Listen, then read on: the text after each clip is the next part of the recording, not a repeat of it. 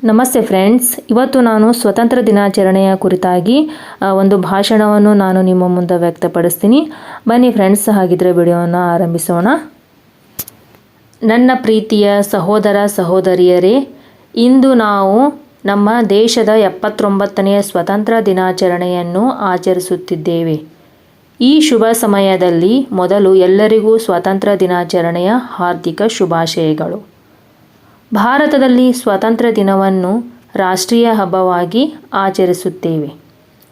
ಪ್ರತಿ ವರ್ಷ ಆಗಸ್ಟ್ 15ರಂದು ಸ್ವಾತಂತ್ರ್ಯ ದಿನವನ್ನಾಗಿ ಆಚರಿಸುತ್ತೇವೆ. ಈ ದಿನವು ನಮ್ಮ ಸ್ವಾತಂತ್ರ್ಯ ಹೋರಾಟಗಾರರ ತ್ಯಾಗ ಬಲಿದಾನವನ್ನು ನಮಗೆ ನೆನಪಿಸುತ್ತದೆ.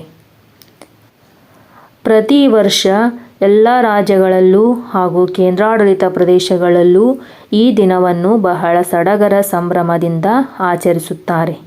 ಅಂದು ಭಾರತದ ಪ್ರಧಾನಮಂತ್ರಿಗಳು ದೆಹಲಿಯ ಕೆಂಪುಕೋಟೆಯಲ್ಲಿ ರಾಷ್ಟ್ರವನ್ನುದ್ದೇಶಿಸಿ ಮಾತನಾಡಿ ಧ್ವಜಾರೋಹಣವನ್ನು ಮಾಡುತ್ತಾರೆ. ಸ್ವಾತಂತ್ರ್ಯ ದಿನವು ನಮ್ಮ ರಾಷ್ಟ್ರೀಯ ಐಕ್ಯತೆ ಮತ್ತು ವೈವಿಧ್ಯತೆಯನ್ನು ಆಚರಿಸುವ ಸಂದರ್ಭವಾಗಿದೆ ಎಂದು ಹೇಳುತ್ತಾ ನನ್ನ ಚಿಕ್ಕ ಭಾಷಣಕ್ಕೆ ಚೊಕ್ಕ ವಿರಾಮ ಹೇಳುತ್ತೇನೆ. ಜೈ ಹಿಂದ್, ಜೈ ಭಾರತ್ ಮಾತೆ.